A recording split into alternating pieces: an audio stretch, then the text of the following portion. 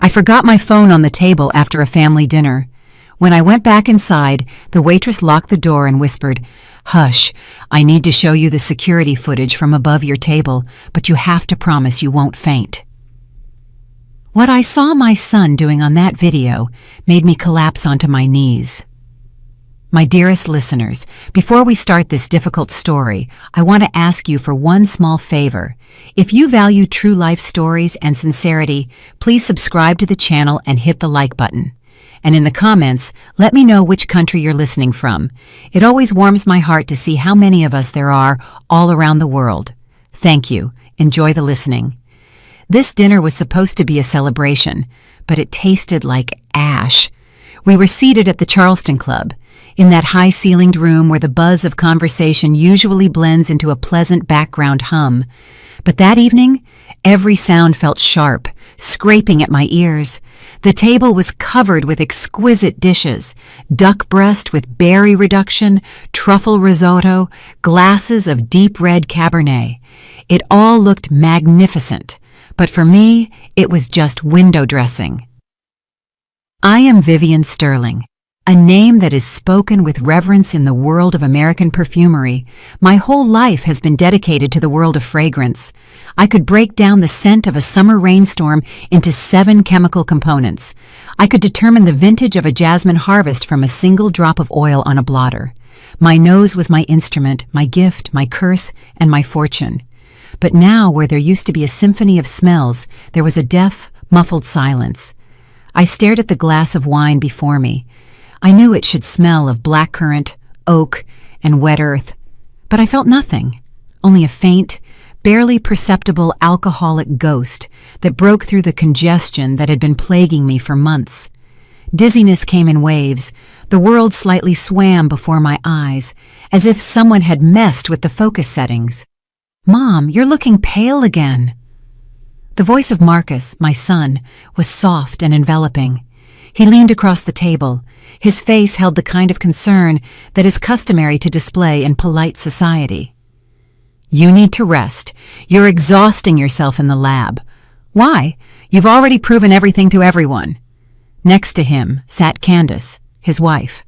She wore an emerald green dress that hugged her figure too tightly and too much gold around her neck. She nodded, her lips pursed in a sympathetic smile. "Vivian, Marcus is right," she chimed in, her voice as sweet as an overripe cantaloupe. "We can see how hard this is for you. The fainting spells, the loss of smell. It's just age. Nature is taking its course. Why suffer? Sign the power of attorney. Hand the business over to Marcus. We'll buy you a condo on the coast. You can breathe the ocean air." Breathe the ocean air. What irony. If I can't smell my own coffee in the morning, what difference does it make what the sea smells like? I looked at my son. In his eyes, so much like his late father's, I searched for support, but saw only impatient expectation. He was my only heir. I built this empire for him. I sacrificed evenings, weekends, and my personal life, spending countless hours over retorts and beakers to create a legacy that would secure his future and that of his children. And now, I felt like an old, broken mechanism waiting to be scrapped. Maybe they were right. Maybe my time really was up. The last fragrance I created came out flat, soulless. I was losing my edge. "Fine," I said quietly. My voice sounded muffled, as if from underwater. "I'll sign the papers next week. Get everything ready." Candace's face flashed with a predatory triumph for a split second, which she instantly hid behind a mask of caring. Marcus exhaled, and his shoulders relaxed. "You're making the right decision, Mom. The wisest one. We'll take care of Sterling Scents. It will thrive." The dinner ended quickly. I barely touched my food. Citing fatigue, I rose from the table, feeling the floor sway slightly beneath my feet. Marcus offered to walk me to a taxi, but I declined, saying I needed some air before the ride. They stayed behind to finish their wine, celebrating their small victory. I stepped outside. The evening air was cool, but to me it was empty. No smell of exhaust fumes, no scent of linden, no dust. Nothing. A sense of my own inadequacy washed over me. I reached into my purse to pull out my phone and call a car, but my fingers found only the leather lining. My phone. I'd left it on the table.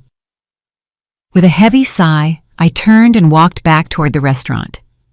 It was late, and few patrons remained. I entered the lobby, expecting the usual hustle of waiters, but the room was strangely empty. The silence felt unnatural. Suddenly, Sierra, the young waitress who had served our table, emerged from the gloom. I remembered her because she had surprisingly intelligent, sad eyes that didn't fit the place. Seeing me, she didn't offer a practiced smile. Instead, her face went white as a sheet. She darted toward me, grabbed my coat sleeve, and practically dragged me inside, instantly clicking the lock on the front door. "Sierra, what is happening?" I tried to free myself, but her grip was iron. "Hush, Vivian, please, hush," she whispered, glancing at the empty room where my son and daughter-in-law were still sitting in the far corner, hidden from them by a heavy curtain. "I know who you are.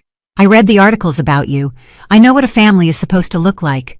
What's sitting back there? That's not a family." She pulled me toward a service corridor. My heart pounded somewhere in my throat. This felt like a bad dream. "Where are you taking me? Just give me my phone and I'll leave." "I have your phone," the girl quickly replied, opening the door to a tiny storage room filled with boxes of napkins. A surveillance monitor glowed on a table. "But first, you have to see this. Just promise me. Promise you won't faint. Although, after what you were drinking, it wouldn't surprise me." I froze. A coldness unrelated to the air temperature crawled up my spine. What was I drinking? Sierra pressed a few keys on the keyboard. A black and white recording of our table appeared on the screen. Time? 20 minutes ago. I saw myself getting up from the table and heading toward the ladies' room. Marcus and Candace remained seated. I watched the screen, afraid to blink. As soon as my silhouette disappeared from the frame, Marcus's behavior instantly changed. The solicitous posture vanished. The respectful bow of his head disappeared. He quickly glanced around, sharp and furtive, like a thief. Then he reached into the inner pocket of his blazer. On the grainy screen, it was clearly visible that he was pulling out a small, clear vial. Not a pharmacy bottle, not medicine, a laboratory ampule. He uncapped it with a single flick of his thumb, and while Candace shielded him from any potential glance from the staff, he poured the clear liquid into my glass of wine. The very glass from which I took a sip when I returned. My breath caught. I grabbed the edge of the table to keep from falling. My son, my own flesh and blood. But that wasn't all.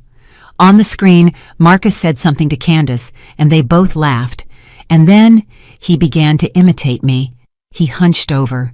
His body started to tremble in a small, repulsive tremor, mimicking my weakness, my bouts of dizziness, my frailty that I was so ashamed of. He was parodying an affliction that apparently he himself was causing. Candace threw her head back, laughing, wiping away tears of amusement with a napkin. This wasn't just laughter. It was mockery. He wasn't worried about my health. He was enjoying my breakdown. "Turn on the sound," I demanded. My voice sounded frightening, even to myself. It was icy. Sierra nervously spun the mouse wheel. The noise of the restaurant filled the cramped storage room. "She thinks it's old age." Marcus's voice from the speakers was clear and smug. "The silly old fool. A couple more doses, and she'll forget what a rose even smells like. What if she doesn't sign next week?" Candace's voice was petulant. On the screen, Marcus leaned back in his chair, spinning the empty glass between his fingers. "She'll sign. Where else is she going to go? She's weeping over losing her precious gift, her nose. But the real joke is that she's losing sterling sense, and she doesn't even suspect it." He leaned closer to his wife, his face on the screen, distorted by a grimace of greed. "By Friday, we'll be pouring industrial floor cleaner into her crystal perfume bottles. This contract with Synergy Chem is going to make us richer than all her fragrances put together over 30 years. Let her smell bleach. She won't be able to tell the difference anyway." My legs buckled beneath me, and I sank to my knees right there on the dirty linoleum of the storage room. This was not a physical weakness, but a blow from the monstrous, unbearable weight of the truth. I gasped for air like a fish thrown onto the shore, but something in my chest tightened into a painful knot. My son, my Marcus, the boy I taught to distinguish between the scent of lilac and lily of the valley, was now poisoning me to sell the work of my entire life to manufacturers of cheap chemicals. Tears streamed from my eyes, hot, angry, bitter. I covered my face with my hands, and my shoulders shook with silent sobbing. Sierra knelt beside me, hesitant to touch me, but I could feel her frightened breath. "Vivian," she whispered, "do you need some water or an ambulance?" I sharply drew in a breath, the cold, dusty air of the storage room, and suddenly, one clear, crystalline thought broke through the haze of grief: my sense of smell. I wasn't losing it because of age. My nose hadn't betrayed me. I was being poisoned, methodically, cynically, to block my receptors, turning me into a crippled invalid so that I would sign my own death warrant. I took my hands away from my face. The tears dried instantly. Instead, a coldness spread within me, the same professional coldness I used when mixing the most volatile and dangerous essences. I rose to my feet. My movements became precise, measured. I looked at Sierra. There was fear in her eyes, but also resolve. She had saved me. "Thank you," I said firmly, pulling out all the cash I had in my wallet, a large wad of bills. "Take this. It's not payment for silence, it's gratitude for my life. But you must stay quiet, not a word to anyone, even if they ask. You saw nothing, I just forgot my phone." Sierra nodded, tucking the money into her apron pocket. "I swear, Vivian, I believe you." I took my phone and left through the back entrance. The night air hit my face, but now I knew. I wasn't sick. I was poisoned, and that could be fixed. I returned home not as a broken old woman, but as a general preparing for the decisive battle. The house greeted me with silence. Marcus and Candace were probably celebrating their victory somewhere in the city. I didn't go upstairs to the bedroom. I went straight to my sanctuary, the lab, located in the old carriage house wing of the estate. It smelled the way my world should smell: dried herbs, alcohol, wax, and the faint aroma of old wood. I locked the door with 2 turns of the key. I removed the silk scarf from my neck. At dinner, when I choked on a wave of dizziness, a drop of wine had stained the fabric. Now that small burgundy spot was my chief witness. I turned on the fluorescent light above the workbench. My hands, which had been trembling an hour ago, now worked with surgical precision. I cut out the piece of cloth with the stain, placed it in a test tube, covered it with a solvent, and then started the centrifuge. The hum of the machine was soothing. This was chemistry, science. There was no room for emotion here, only facts. Half an hour later, I was looking at the results of the chromatography. The curves on the graph were familiar to me. It was a complex synthetic alkaloid, a powerful blocker of nerve endings in the nasopharynx. It didn't kill the sense of smell permanently, it simply shut it down, creating the effect of swelling and atrophy. But most importantly, it was eliminated from the body within 48 hours if intake stopped. I smiled bitterly. Marcus was an idiot. He used a drug whose effects were reversible. He thought I would give up before I figured out what was happening. I set the test tube aside. My grief had tempered, hardening into diamond clarity. They want to see a weak, helpless old woman. They'll get her. I'll play this role so well they'll give me an Oscar. First thing in the morning, I called my son. I deliberately made my voice sound shaky, weak, adding notes of panic. "Marcus," I croaked into the phone, barely containing my disgust. "Mom, what's wrong? Are you okay?" His voice was cheerful, too cheerful for a man worried about his mother. I woke up and I sniffled for effect. "Coffee. I brewed the strongest coffee the way I like it. But I can't smell anything. Nothing at all, Marcus. Not even the bitterness. It's over. It's all over." A pause hung on the other end of the line. I could almost see him smiling. Now, Mom, don't cry. We knew this was coming. The doctor warned you." "I can't live with this uncertainty anymore," I wailed. "Bring the papers today. I don't want to wait until next week. I'll sign everything. Take the company. Do what you want. I want to go to the coast, like you said." I sounded tired of fighting. A mixture of surprise and delight slipped into his voice. "Of course, Mom. Candace and I will come right after lunch. You've made the right decision. Rest. Don't worry about a thing." I hung up and tossed the phone onto the sofa. The first move was made. By accelerating the events, I deprived him of time to think. He would act fast, carelessly, drunk on an easy victory. He would think I was completely broken and lose his guard. Now, I needed to cleanse my body. I knew what to do. I retrieved an old-school nebulizer from the lab safe. I brewed a powerful decoction of eucalyptus, mint, and St. John's wort, a mixture that could punch through rock. I breathed the steam, feeling the hot moisture penetrate my lungs, washing out the poison. But the most important thing was food. I couldn't eat anything in the house. If Marcus poisoned me with wine at the restaurant, he could have gotten into my kitchen. I went to the kitchen with a large garbage bag. I opened the cabinets and ruthlessly swept everything away. Cereals, teas, spices, open bottles of oil, everything he or Candace might have touched during their visits. My eyes fell on a shelf with health supplements that Marcus had brought me a month ago. "For your immune system, Mom," he had said then. Pretty jars of vitamins, herbal blends. I opened one of the capsule containers, poured the contents into my palm, ordinary white capsules, but something about them alarmed me. I looked closely at the label. At first glance, a common supplement, but I picked at the edge of the sticker with my fingernail. It peeled off too easily, as if it had been placed over another. I ripped the paper. Beneath the harmless name, Nature's Strength, hid another logo. Stylish, minimalist, black and red. I knew that logo. It wasn't just a competitor's logo.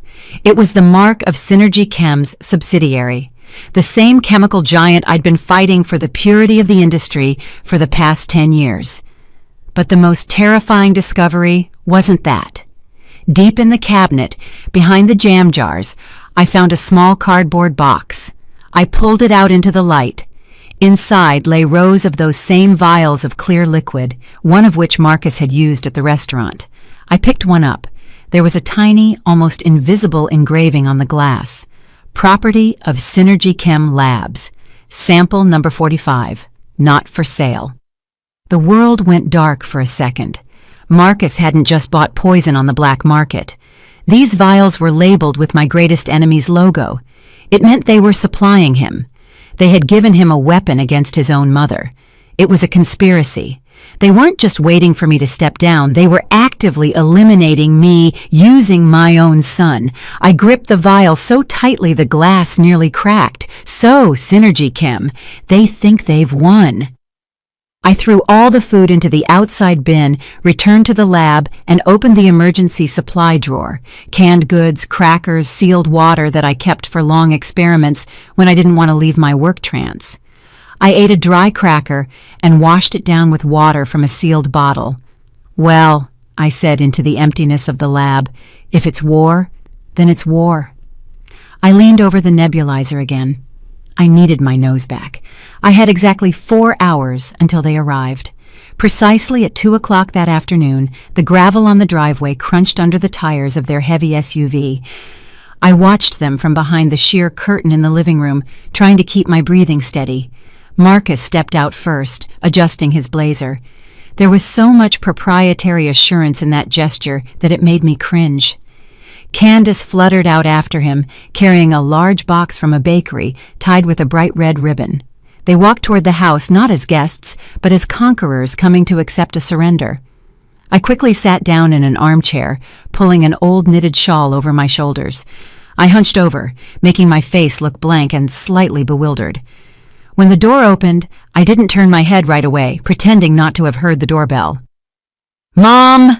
Marcus's voice boomed through the room as if he were addressing someone deaf. "We're here." I jumped, deliberately acting startled. "Marcus, is that you?" I blinked, looking at them. I dozed off." Candace came closer, and I smelled the suffocating scent of her perfume, something trendy, loud, and utterly tasteless. "Vivian, we brought you cake." She spoke slowly, drawing out her words, the way one talks to a difficult child. Your favorite Napoleon. Let's celebrate your, new beginning. She placed the box on the coffee table in front of me. Thank you, dear, I mumbled. My hand trembled as I reached for the box. Only, I can't smell the vanilla at all. I used to be able to tell if the cream was fresh from the doorway, and now, nothing. It's all right, Mom, Marcus interrupted, impatiently tapping the folder of documents against his thigh. The taste is still there. Why don't we go to the kitchen for a knife and some water, and you look over the papers. I put them right here next to you. The pen is here, too. They exchanged glances and left the room. I heard their footsteps receding toward the kitchen, followed by muffled laughter. As soon as the door closed behind them, my old woman feebleness vanished. I swiftly opened the cake box. The cream shone with an unnaturally white glaze. I pulled a tiny, sterile container from my pocket that I had prepared in advance and quickly scraped the top layer of frosting from a decorative rose into it. The lid clicked shut. The container disappeared into the folds of my shawl. Then I grabbed the cake and bolted toward the fireplace, where embers were still glowing. No, that will leave traces. The bathroom was adjacent. I ran inside, dumped the contents of the box into the toilet, and flushed. The water noisily carried the sweet mass away. Returning, I smeared the remaining cream on the plate, making it look as though I had greedily eaten it with my hands, and dropped a few crumbs onto my shawl.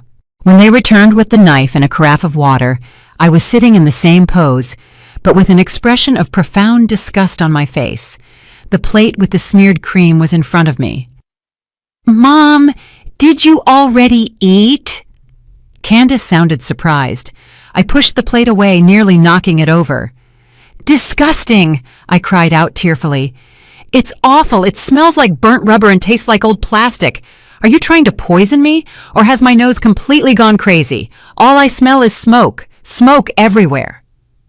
I saw them relax, my raving fit perfectly into their narrative. The old perfumer's brain was short-circuiting, interpreting smells as distorted hallucinations. "Calm down, Mom." Marcus came closer, opening the folder of documents. The first page read, "General Power of Attorney," in large letters. "It's just your nerves. You need to sign the papers, and we'll leave. You'll lie down and rest. The doctor will come tomorrow." He handed me a luxurious fountain pen. I took it, and my hand trembled so violently that the cap fell to the floor. Yes, of course," I mumbled, leaning over the table. A heavy crystal vase full of water stood nearby. I pretended that while trying to hold the pen, my elbow jerked awkwardly to the side and crashed into the vase. The heavy crystal tipped over. A quart of water splashed directly onto the document spread out on the table. The ink on the official paper instantly bled. The paper became soaked and wrinkled. "Oh, goodness!" I shrieked, jumping back. "Oh, my hands, my stupid old hands! Marcus, forgive me, I'm so clumsy!" Marcus froze, staring at the ruined power of attorney. His face turned crimson. Candace gasped, covering her mouth with her hand. "Mom!" he yelled, but immediately caught himself, remembering his role. "Damn it! You ruined all the seals! This document is invalid now!" "I'm sorry, son. I'm sorry." I began frantically wiping the water with the edge of my shawl, only smearing the mess more. "I didn't mean to. I'm so dizzy." Marcus snatched the wet sheets from under my hands with disgust. Water dripped from them. Fine. He took a deep breath, trying to regain his composure. "It's nothing. It's just paper. We'll print a new one. The notary is closed for the day." "The day after tomorrow," I quickly said, looking up at him with guilty eyes. "The day after tomorrow is the board of directors meeting, remember? You said everyone would be there. I'll sign it right there, in front of everyone, to make it official. So everyone sees that I'm handing over control of my own free will. That would be beautiful, wouldn't it?" Marcus exchanged glances with Candace. In their eyes, I read irritation, but also agreement. A public transfer of power with witnesses. That would indeed be safer. No one could challenge the signature afterward. "All right, Mom," he gritted out. "Friday at the board meeting. But until then, you stay home and take your medicine, clear?" "Of course, son. I'll be a good girl." They didn't leave immediately. Marcus said he needed to make an important call and went out into the garden to avoid the dust. I stayed in the living room, watched by Candace's sympathetic gaze, though she immediately buried her face in her phone as soon as I turned away. I slowly, shuffling my feet, went upstairs to the second floor, entered my bedroom, and immediately, like a cat, silently slipped to the window facing the garden. The window was slightly ajar. Below on the terrace, Marcus paced. He had switched to speakerphone, confident that his half-deaf and half-demented mother wouldn't hear anything but the wind. But my hearing was as sharp as my mind. "Yes, everything is going according to plan." Marcus's voice was loud and boastful. "The old woman is really bad. Just threw a fit over a cake. She's smelling burnt rubber. Her brain is disintegrating. She'll sign everything in front of you on Friday." A coarse, barking laugh came from the speaker. I didn't recognize the voice, but the tone was all business, cynical. "Excellent, Sterling. Just make sure she doesn't pull any tricks. We need those assets clean." "Don't worry," Marcus scoffed. "She can barely hold a fork. The Queen of Sense has turned into a wreck. I broke her. It was easier than I thought." I gripped the windowsill so hard my knuckles turned white. "Broke me. That's what you think, my boy." "What about the timeline?" the voice from the phone asked. "Right after the signing," Marcus replied, and his next words made my heart stop. "The tankers can roll in Friday night. The warehouses will be open. We'll flush everything over the weekend." "The entire volume?" the interlocutor clarified. "But those are unique oils, some aged for 30 years. They should go to auction." "Forget the aging," Marcus cut in.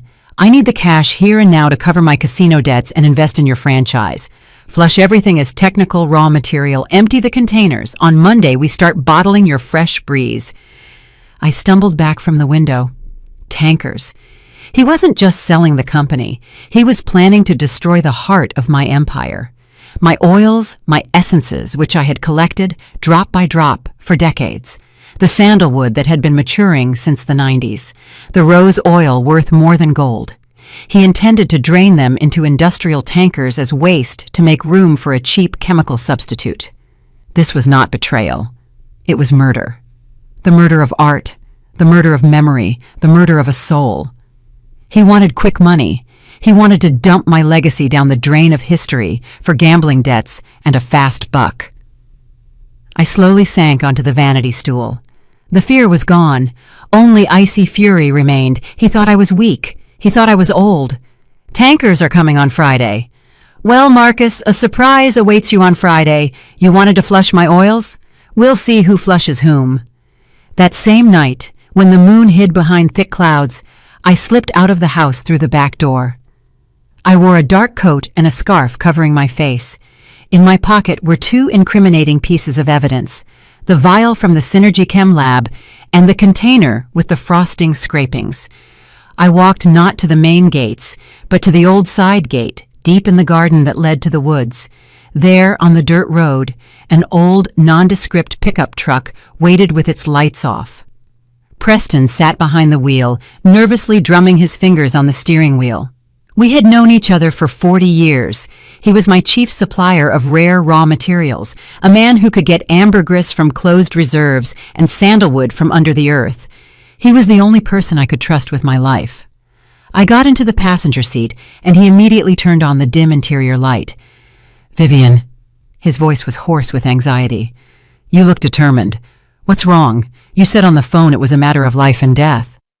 "Not just life, Press," I replied, placing my finds on the dashboard. "It's a matter of honor. Look at this."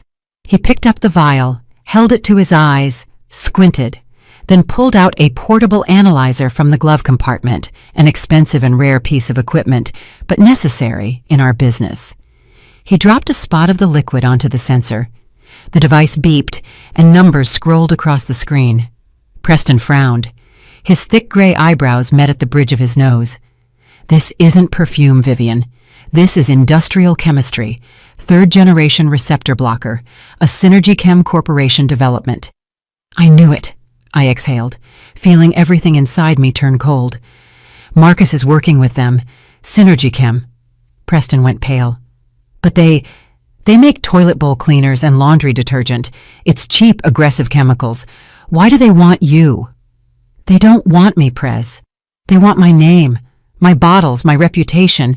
They want to sell their chemical sludge under the Sterling Sense brand to raise the price 10 times over. And Marcus? Marcus is selling them everything. On Friday, they plan to haul away my oils. Preston slammed his fist on the steering wheel. The oils we collected drop by drop. Your 85 Iris, your oud. That's sacrilege. We won't let it happen, I said softly. I need your help. On Friday morning, before the board meeting, I need you and your crew to do something at the warehouse. I leaned in and quickly, in a whisper, laid out my plan. Preston listened attentively, nodding occasionally. A spark of excitement lit up his eyes. Risky, Vivian, very risky. If Marcus checks, he won't check. He's too busy counting the money he doesn't have yet. He thinks I'm a senile old woman. We'll play on that. Preston gripped my hand with his rough, warm palm. I'll do it. The oils will be safe, and you be careful. That boy, your son, he crossed a line. I returned home as stealthily as I had left, but sleep wouldn't come. I went down to the lab. I needed to prepare for the board of directors meeting. It wouldn't be just a meeting. It would be a performance, and the props had to be flawless. I took out 2 absolutely identical crystal decanters, heavy and with gold engraving. Into one, I poured clean water, tinted with food coloring to the shade of aged bourbon. This would be the water for the guests. Into the second decanter, I began to assemble a composition, but it was not perfume. I wasn't looking for harmony. I was looking for truth. I mixed the base, the same industrial solvent that Synergy Chem used, a sharp, acrid smell that made the eyes water. To it, I added a drop of the blocker my son was using to poison me. And finally, the top note, a synthetic alpine fresh scent, cheap and cloying, the kind that smells like public restrooms. The resulting aroma was monstrous. It was the embodiment of everything I despised. It was the smell of betrayal. I closed the decanter with a stopper. The liquid inside looked noble, shimmering with an amber light like the finest vintage fragrance. But within it lurked the death of everything pure. It was almost dawn when the first rays of the sun touched the treetops, and I went up to the study, where Marcus, who had stayed the night in the guest room, had dropped his briefcase. He was so confident in his impunity that he hadn't even locked it. I knew I shouldn't, but I had to see everything with my own eyes, to be absolutely sure. I opened the briefcase. Inside were stacks of papers, draft contracts. I sifted through them until I found a thick folder labeled Rebranding and Brand Book. With trembling fingers, I opened it. On the first page was my logo, an elegant golden S entwined with jasmine vines. My pride, a symbol of quality. Across it was a bold red X. On the next page was the new design. I clamped my hand over my mouth to keep from crying out. It was vulgar. It was crass. Bright, acid colors, toxic green and orange, and a heading in a cheap, rounded font, Sterling Fresh Clean. Below were product sketches. My legendary handmade bottles, which once held Evening in Venice and Golden Autumn, were now filled with bright green sludge. The labels read, All-Purpose Tub and Tile Cleaner, kills 99% of germs, pipe declogger, power scent. They were going to use my name, the name of a great perfumer, to sell pipe cleaners. The Scent of Clean by Vivian Sterling, read the slogan. The tears dried up. Everything inside me was scorched to ash. There was no more maternal pity, no more doubt. Marcus wasn't just selling the business, he was publicly raping my memory, turning the work of my life into a laughingstock. He wanted my name to be associated with bleach and sewage. I closed the folder, carefully placing it back in the briefcase exactly as it had been. I walked to the mirror in the hall. The reflection staring back at me was not a tired woman, but a cold, rational fury. I adjusted my hair. You wanted fresh clean, son? I whispered to my reflection. You're going to get a clean out. you will never forget. On Friday morning, I put on my best suit, not a mournful black, not an old woman gray. I chose a velvet pantsuit in a deep wine color, the color of authority, strength, and blood. I dabbed a drop of true perfume on my wrist, Vengeance, a scent I had never released for sale, bitter wormwood, cold steel, and black pepper. When I came down for breakfast, Marcus was already waiting for me. He was nervous, constantly checking his watch. "Mom, are you ready?" he asked without looking me in the eye. "The car is waiting. We need to go." "Of course, darling." I gave him the warmest, most maternal smile I could muster. "I'm ready to sign whatever you say. I just want this to be over." I carried a basket containing the 2 decanters wrapped in a napkin. "What's that?" Marcus asked suspiciously. "Oh, just water and some of my old herbal infusion." I waved him off. "In case I feel faint during the meeting, you know my throat gets dry." He nodded, losing interest. We got into the car. All the way to the office, I looked out the window, memorizing every turn, every tree. I was not saying goodbye to the world. I was saying goodbye to my illusions about family. Ahead was the board of directors meeting. Ahead was my stage, and the curtain was already rising. The conference room doors swung open for me, and I walked in, not as a sacrificial lamb, but as the mistress returning to her domain. My wine-colored velvet suit fit perfectly. My back was straight as a string, my chin held high. I heard Marcus scuttling nervously behind me, trying to rush past and open the door that I had already opened myself. Silence fell in the room. 5 men in expensive gray suits sat around the long oval mahogany table. These were them, the executive directors of Synergy Chem, men whose faces were as sterile and lifeless as the products they manufactured. Marcus froze at the threshold. I saw his Adam's apple bob. He had expected to see me in the shapeless cardigan he himself had slipped onto me that morning, hunched and shuffling. My confident, regal appearance knocked the ground out from under him for a second. Panic flickered in his eyes. "Gentlemen," my voice rang out clearly and strongly, echoing off the glass walls of the office. "I apologize for the slight delay. Traffic." One of the men, seated at the head of the table, heavy-set, with a fleshy face and cold, fish-like eyes, slowly rose. This was Wallace King, the CEO of Synergy Chem. He gave me an appraising look that held not a drop of respect, only calculation. "Vivian," he said, with a slight smirk, "we are pleased your health allowed you to join us. Marcus said you were feeling unwell."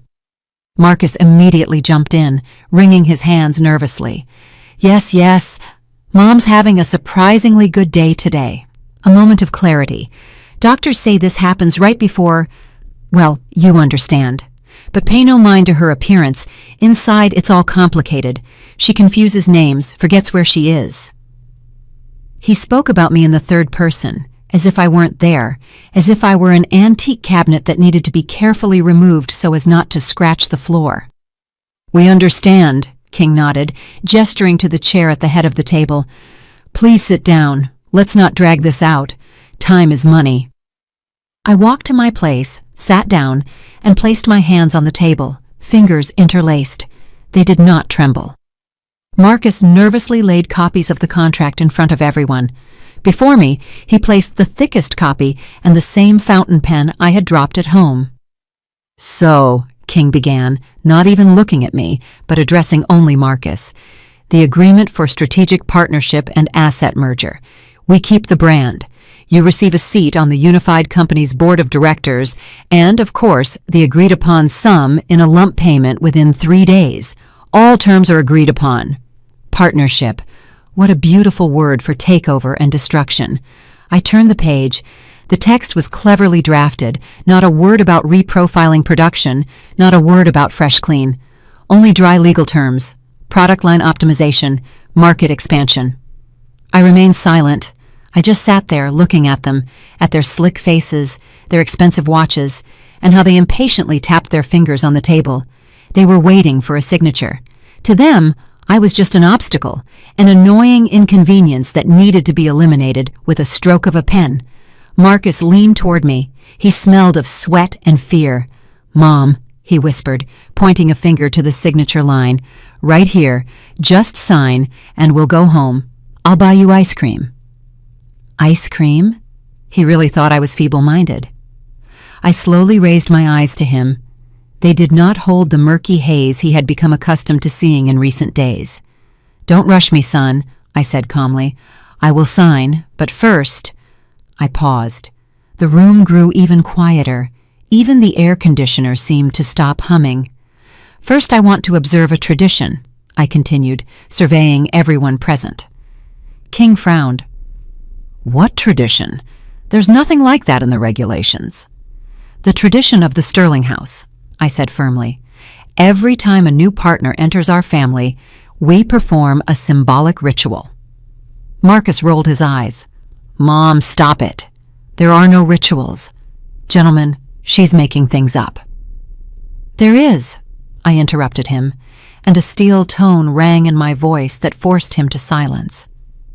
"The Founder's Test. My grandfather performed it. My father performed it. And I will not break this custom, especially today when I hand over the work of my entire life into new hands."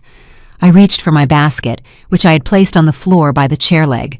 I pulled out the 2 decanters and a row of small tasting glasses. The faces of the Synergy Chem directors stretched out. They exchanged bewildered and irritated glances. They were financiers, chemists, technologists, marketers. They were used to dealing with numbers and formulas, not the mysticism of old perfumers. "Is this a tasting?" one of them, young and pimply, sneered. "We don't drink on the job." "Oh, this isn't for drinking." I smiled with my lips only. "This is for the nose. You are buying a perfume house, gentlemen. You must understand exactly what you are acquiring." I placed the decanters on the polished surface of the table. The liquid in them glittered in the light. "The condition is simple," I said. "Before I put pen to paper, I ask you, Mr. King, and you, Marcus, as my successor, to pass a blind test. Identify the main notes of the aroma contained in this decanter." Marcus went pale. He knew he had no talent. He had avoided the lab all his life, preferring offices and parties. But to refuse now, in front of the buyers, would be to admit his incompetence. "This is ridiculous," he muttered. "Why this circus?" "It's not a circus," I countered softly. "It is respect for the product. If you, gentlemen, intend to develop the Sterling brand, you must be able to distinguish a rose from manure." "Or am I wrong?" King snorted. He was confident. After all, what was so hard about smelling perfume? "Fine." He leaned back in his chair with a grand air. "If that's the price of your signature, Vivian, let's smell your little water." I took the first decanter, the one containing the hellish mixture of solvent, blocker, and cheap scent. I poured a small amount of the liquid onto blotters, special paper strips, and extended them to Marcus and King. "Please, inhale deeply. Don't rush. Tell me what you feel. What is the soul of this fragrance?" Marcus took the strip with a trembling hand. He held it to his nose cautiously, as if expecting a sting. King did the same, but with an expression of bored superiority. I held my breath. Now. Everything would be decided now. Marcus drew the air in. His face remained completely calm. No reaction, not the slightest hint that he had just inhaled acrid chemical rubbish. King also sniffed, furrowing his brow in deep thought. Floral, definitely. A little sweet."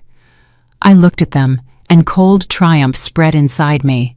Marcus felt nothing. The blocker he had been slipping me had apparently affected him too, perhaps through microparticles on his hands, or maybe he accidentally inhaled the fumes himself when preparing my treat, or more likely, he was simply lying, trying to guess.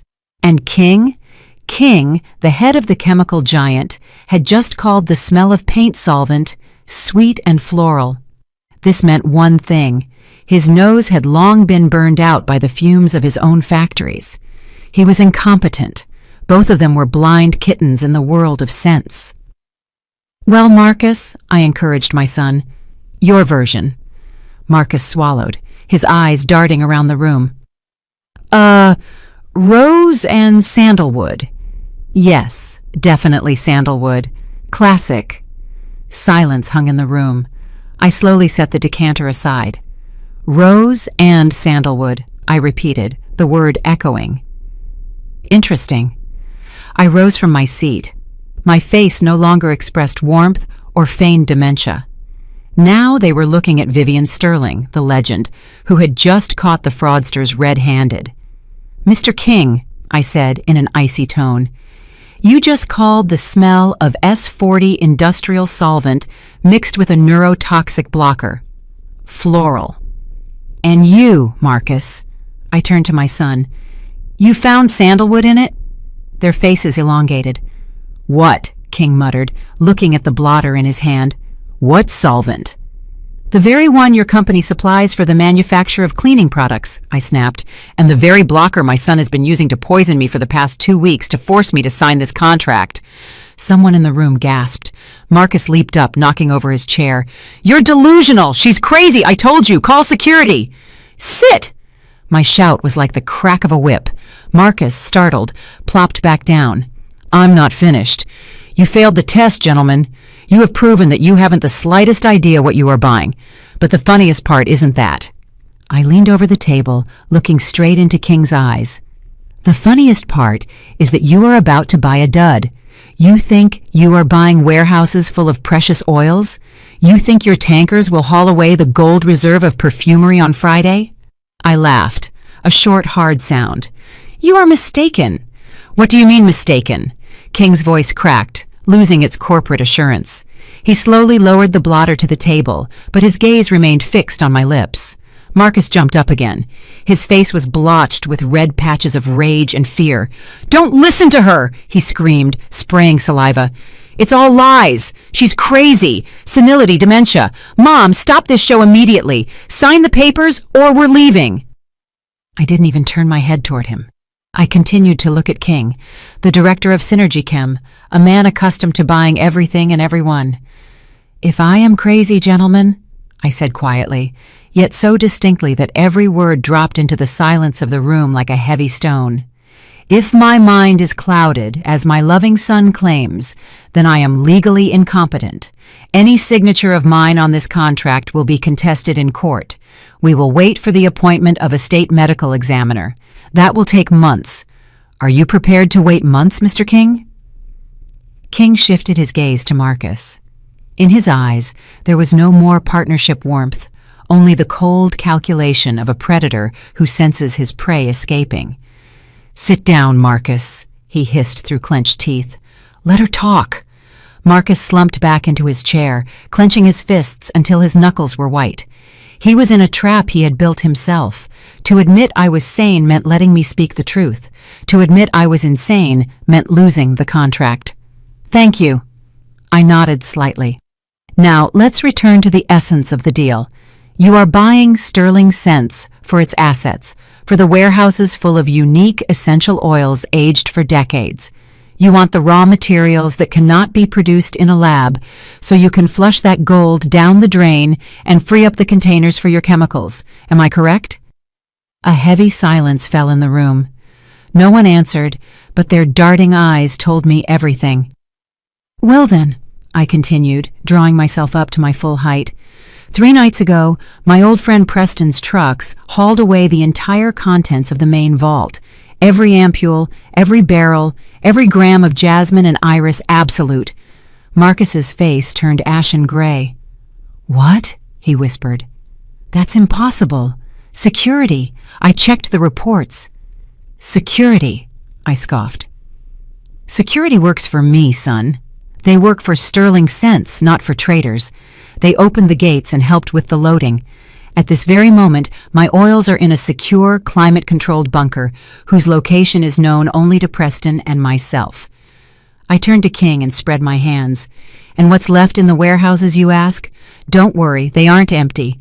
My lab assistants filled all the containers with tinted water, with the addition of a small amount of, shall we say, Alpine Fresh air freshener that I picked up at the supermarket." I took the second decanter from the table, the one with water tinted like bourbon. "This is what you are buying, gentlemen. Water. Expensive, beautiful water in beautiful barrels. You can certainly buy the brand. You can buy the factory walls. But the soul of sterling scents, its fragrances, will not be yours. You are buying an empty shell." King slowly stood up. His face was flushed with blood. He slammed the contract folder onto the table. "This is fraud," he bellowed, pointing a finger at Marcus. "You said everything was clean. You guaranteed the assets." Marcus sat as if stunned by a blow. He looked at me, and in his eyes I saw not remorse, but animal terror. The terror of ruin. "Mom," he stammered, "why? You bankrupted us. Those are millions." "I didn't bankrupt us," I replied harshly. "I saved us. I saved my name from disgrace. I will not allow toilet bowl cleaner to be written on my bottles. I will not allow the work of my life to turn into a chemical dump." "Go to hell with your life's work!" Marcus suddenly screamed, jumping up. The mask of the loving son had completely fallen away. "Who needs your smelly oils? The world has changed. People need chemicals, cheap and fast. You're an old fool living in the last century." He snatched a heavy paperweight from the table and raised his hand, but immediately dropped it when he saw King's bodyguards tense up. "You deceived us, Sterling," King said quietly. "You sold us air." "I didn't know!" Marcus shrieked. "She planned everything. She pretended to be sick. She lied." "Lied?" I echoed. "And who was slipping me the blocker in the wine? Who laughed at me in the restaurant, mimicking a paralytic? Who negotiated with Synergy Chem behind my back, using their own poisons against his own mother?" I pulled a small remote control from my pocket. "Did you think I had no proof? Did you think these were just the words of a bitter old woman?" I pressed a button.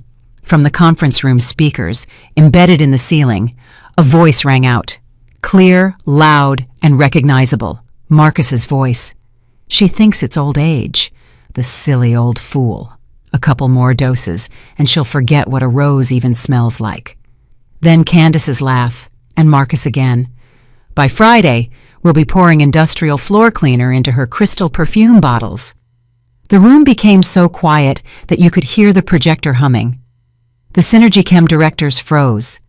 This was not just a breach of business ethics, it was a felony, and they were accessories who supplied the poison. Marcus recoiled toward the wall. He stared at the speakers, his eyes wide with horror. "It's a fake," he whispered. "It's not true." "It's the security footage from the Charleston Club," I said, "and I have the original, and I have the lab report confirming the substance in my body. And I have the vial with your logo, Mr. King, that I found in my son's belongings." King went even paler. He understood. He understood that this was no longer about a failed deal. This was about a massive scandal that would bury Synergy Chem's reputation forever. Poisoners, a corporate killer.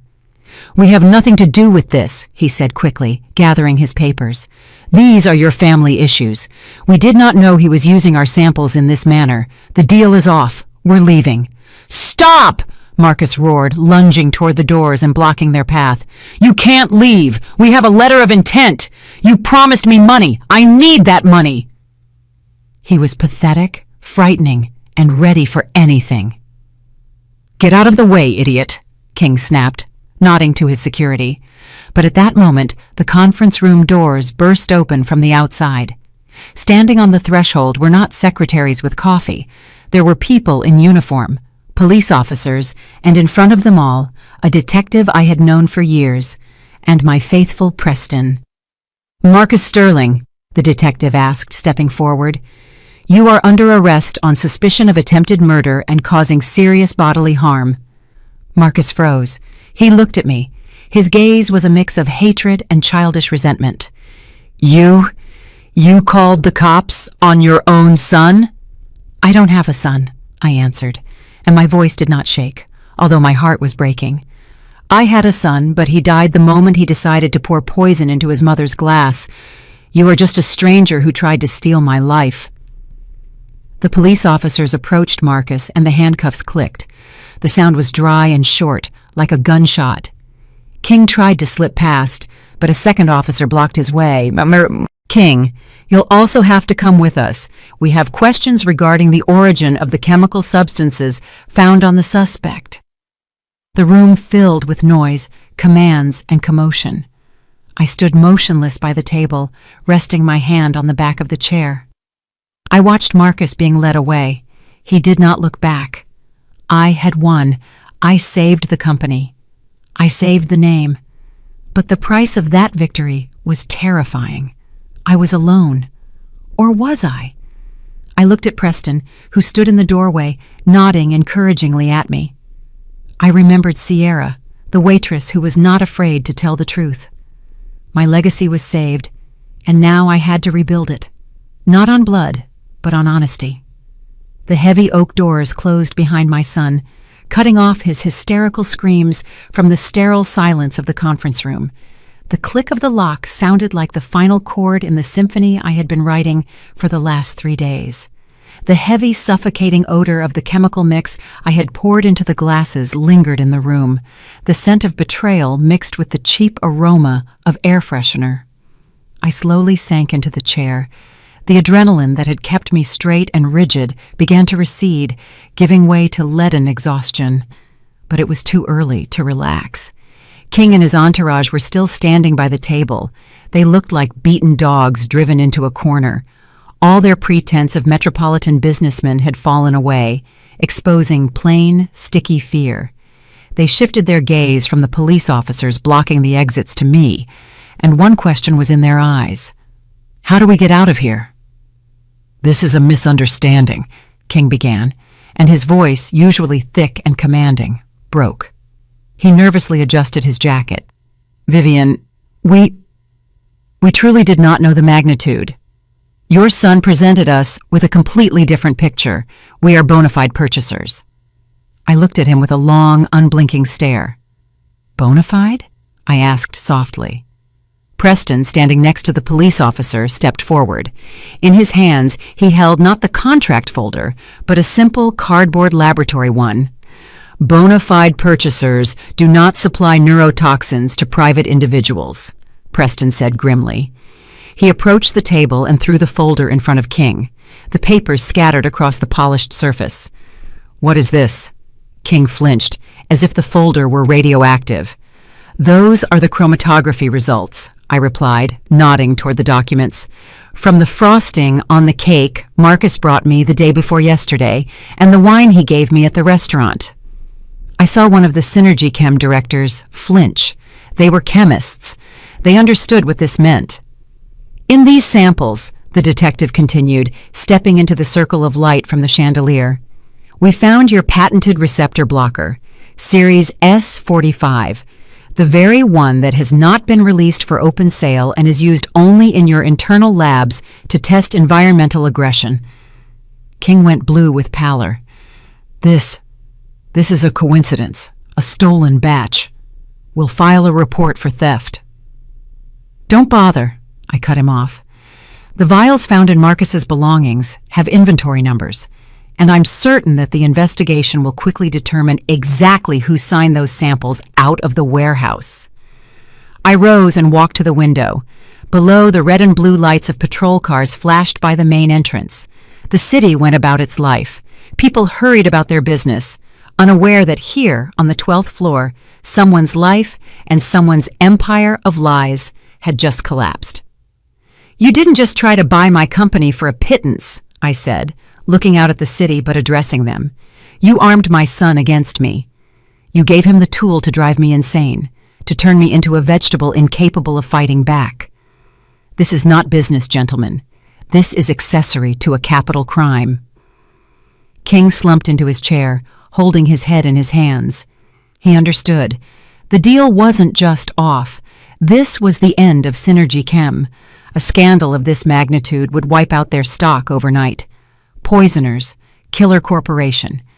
"Take them away," I waved my hand wearily. The police began escorting the delegation out. They walked silently, heads down, trying not to look my way.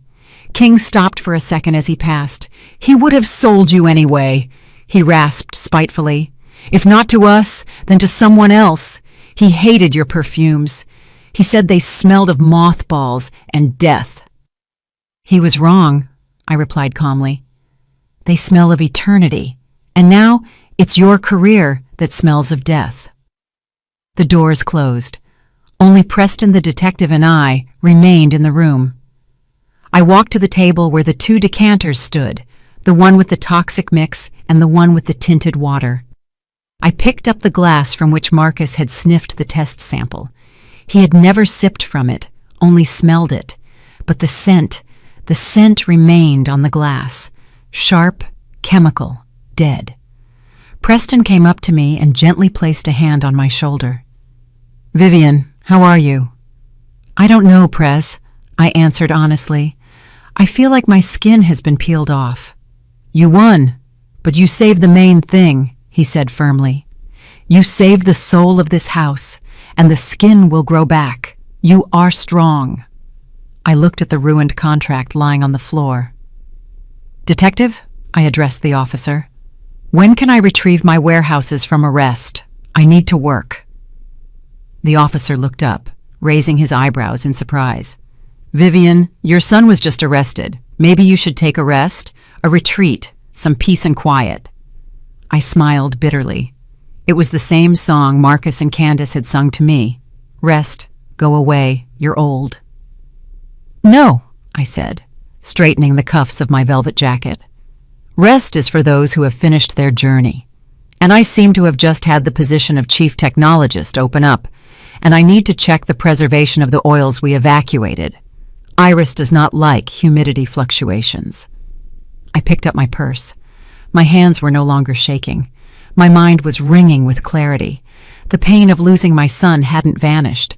It was curled up like a heavy, cold stone at the bottom of my heart. But I knew how to cope with it. I would turn that pain into a fragrance. I would distill it, cleanse it of bitterness, and turn it into art.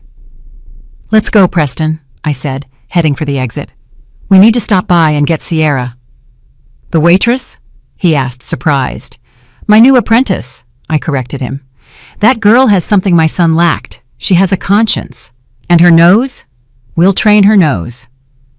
We left the room, leaving the smell of solvent and fear behind. Ahead was a long corridor bathed in light, and at the end of it, I could already feel the scent of freedom. It smelled of ozone after a thunderstorm and bitter almond, a harsh but honest smell, a smell one could live with. 6 months is a long time for a person, but an instant for a good perfume.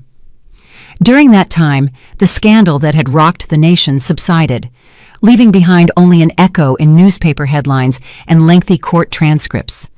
The case of the corporate poisoners became a case study for law schools, and the Sterling Scents brand soared to unprecedented heights. People did not turn away from me. On the contrary, they saw in my story a symbol of resilience. My bottles flew off the shelves, not just for the scent, but for the legend of the woman who would not be broken. The dawn sun had just touched the tops of the old linden trees in my garden. The air was cool and damp, saturated with the aromas of the waking earth. I walked between the rows of jasmine bushes, touching the white, still-closed buds with my fingers. I wore a simple linen apron, my hands were in the dirt, and I felt utterly happy. "Don't rush," I said quietly, stopping near a sprawling bush. "Look, Sierra, see this bud? It's slightly yellowish at the base." Next to me, in a similar work apron, stood Sierra. In 6 months, she had changed. The stoop of the waitress accustomed to serving was gone. A spark of interest appeared in her eyes, and her movements became fluid, careful. She leaned toward the flower, squinting. "I see it, Vivian. That means it's overripe, right?" "No," I smiled. "It means it has more indole in it, a heavy animalic note. If you pick it now, it will give the fragrance depth and sensuality. But that snow-white one over there will give a light, green freshness. Perfumery is a balance between purity and decay, between heaven and earth." Sierra carefully plucked the flower with 2 fingers and held it to her nose. She closed her eyes, inhaling the aroma. "Bitter honey," she whispered, "and a bit of wet asphalt." I laughed. Excellent. You have wonderful associations. Wet asphalt is ozone. You are starting to hear the world, Sierra. I looked at her and saw more than just an apprentice. I saw the future. Sierra did not have my education nor a famous surname, but she had something that money could not buy: honesty and a thirst for knowledge. She absorbed knowledge like a sponge. She was the first to arrive in the lab and the last to leave. Marcus. Marcus was in the past. The court sentenced him to 7 years in federal prison. I did not attend the sentencing. I sent my lawyer. I was told he cried and begged for forgiveness, but I knew the price of those tears. They were tears of self-pity. Candace filed for divorce a week after his arrest. She tried to sue for a share of the assets, claiming she had been misled, but my lawyers crushed her in court. She was left with nothing, returning to the same provincial hole Marcus had pulled her from. I did not gloat. I simply had no time for it. We returned to the lab with full baskets of flowers. Here, among the retorts and distillers, was my real life. A small, elegant, clear glass vial stood on the table with no label, no gold, just a shape perfect in its simplicity. Inside was a liquid the color of the morning sky. "Is this it?" Sierra asked with reverence. "Yes," I nodded. "The final blend. I've been working on it all these months." I picked up the vial. It was not just a scent, it was my confession. I blended in the cold wormwood of loneliness and the bitter pepper of betrayal. But in the heart of the fragrance, I placed the same jasmine we gathered at dawn, a symbol of new hope. And the base? I made the base from vetiver and oak moss. Roots, strong, unbreakable roots that hold the tree even in the fiercest storm. I named it Clarity. I dabbed a little on my wrist and offered my arm to Sierra. "What do you say?" She inhaled, and her eyes widened. It's like a drink of cold water on a hot day. It's like the truth, Vivian. Sharp, but necessary. Exactly, I smiled, feeling warmth spread inside me. The truth is always a little bitter, but it heals. I walked to my workbench. There, in a beautiful frame, was a photo of Marcus as a child. I looked at it for a second, then flipped the frame face down. Next to it lay an old, crumpled piece of paper. The very general power of attorney I had never signed. A copy the lawyers had returned to me from the case files as evidence. I picked up a heavy metal lighter, clicked the flint, and a flame sprang up. I held the fire to the corner of the document. The paper caught reluctantly, but then the fire licked the seal, devouring the words, "I hereby transfer all rights. I relinquish property." I dropped the burning sheet into a large crystal ashtray. Sierra and I stood and watched my son's ambition, his greed, and his betrayal blacken and curl into a tube. The smoke rose in a thin stream, mixing with the scent of clarity. "Vivian," Sierra asked quietly, "don't you feel bad that you have no air left? By blood?" I looked at her hands stained with soil, at her bright eyes, at her sincere face. "Blood is just a biological fluid, Sierra," I replied, watching the last shred of paper burn out. "Sometimes it's rotten. And a legacy?" I took the stopper and, with a quiet glass clink, sealed the vial of clarity. "My legacy is not in my blood," I whispered, feeling an incredible lightness. "My legacy is in my spirit, and it is now here, in this room, in you. In this bottle, I am free, Sierra, and I am only just beginning to live." That's the story, friends. A story of betrayal by the closest people, of strength of spirit, and of how it is never too late to start over, even when it seems like the whole world is collapsing.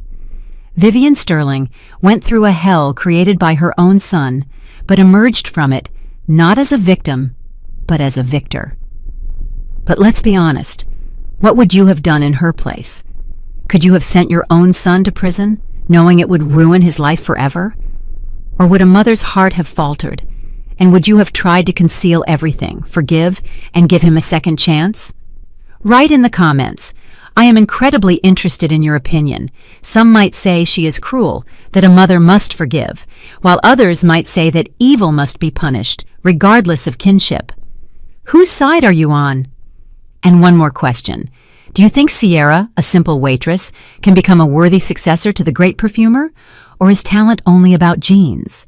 Would you like to know what happens next with Vivian and Sierra? If so, let us know in the comments, and perhaps we will return to this fragrant world in the future. Thank you for staying with us until the end. If this story touched you, please give it a like, subscribe to the channel, and share this video with your friends. Your support helps us create new stories. We wish you all the best. At the end of this video, a window will appear in the center of the screen. Click on it to watch our other most thrilling stories. 그러니까 만약에 10,000개를 받았어. 10,000개를 받았으면은 이제 사실상 이제 내 돈은 이제 얼마냐 그러면은 4명이서 엠빵 하니까 30%씩 기다려봐. 한 10% 먹겠다고 쿨하는 거냐고요? 아니요. 그 10%가 아니죠. 자, 이거 정확하게 얘기해 드릴게요. 환전한 거에 30%. 환전한 거에 30% 여러분들. 이거 확실하게 해야 돼.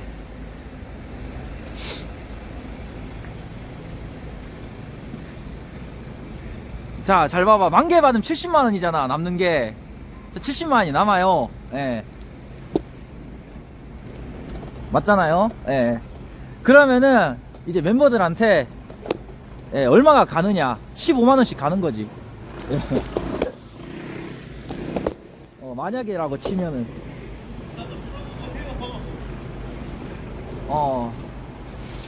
지금부터 구할 오늘부터 구할 거예요.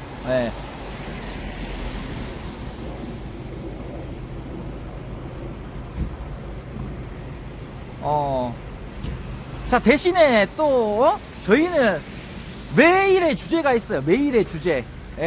매일의 주제. 그러니까 예를 들어가 슬로건을 거는 거야. 항상 방송 필 때마다. 우리는 예를 들어 가지고 이제 오늘의 주제는 5,000개 터질 시 뒤진다 돈가스 갑니다. 5,000개는 내가 먹는 거예요. 그렇게 되면은 인정 여러분들? 그렇게 가는 거예요. 아이씨, 비 졸라 오네. 잠깐만. 좀 여기서 얘기할게요. 비가 졸라 오네요. 그러니까 이게 나도 병신이 아니잖아. 나도 돈 벌어야 되잖아. 당연히 슬로건은 걸고 가지. 슬로건 걸고 가죠. 당연히 주제는 걸고 가지. 그래서 이제 5,000개 터질 시 뒤진다 돈가스 갑니다. 이러면 절대 안 쏠 수 없잖아. 사람들이. 무조건 쏘게 돼 있잖아. 그럼 5,000개 받는 거예요. 그럼 5,000개는 내 거잖아. 뭔 말인지 알죠 여러분들? 제가 병신이에요? 애들한테 다 나눠주고 나는 손가락만 쪽쪽 빨고 있게?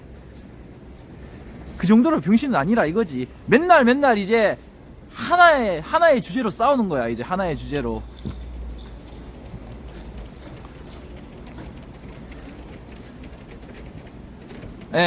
그래서 무조건 하나의 주제를 내가 만들어서 올 거야. 일주일에 한 번씩 할 때마다. 그리고 그 좀 여러분들 아시는 분들도 섭외할 거예요. 걱정하지 마세요. 멤버로 섭외할 거예요. 여러분들 아는 사람들도. 좀 이제 콧방귀 끼는 사람들도 걱정하지 마세요. 내가 설마 내가 병신도 아니고 진짜 막 패급들로만 할 거라고 생각을 해요. 그러니까 이제 왜냐면은 일주일에 한 번 하는 이유가 그것도 있어. 이제 멤버들 이제 불화도 안 생기고 멤버들도 불만 없고, 그리고 이제 콧방귀 끼는 사람들도 이제 일주일에 한 번 정도면은 괜찮잖아 사실상. 맞잖아. 내가 내다 하는 사람들도 일주일에 한 번이면 올만 하거든. 솔직히 해봤자 3-4시간 밖에 안 하니까. 메리트가 존나 큰 거예요 그게. 그러니까 이게 달콤한 속삭임이야 사실은. 달콤한 속삭임. 우리는 일주일에 한 번밖에 안 한다. 그냥 일주일에 한 번 조기 축구에 맨키로선이. 우리 크루의 장점이 뭐냐? 내가 만들려는 크루의 장점이 뭐냐? 조기 축구에, 등산 동호회,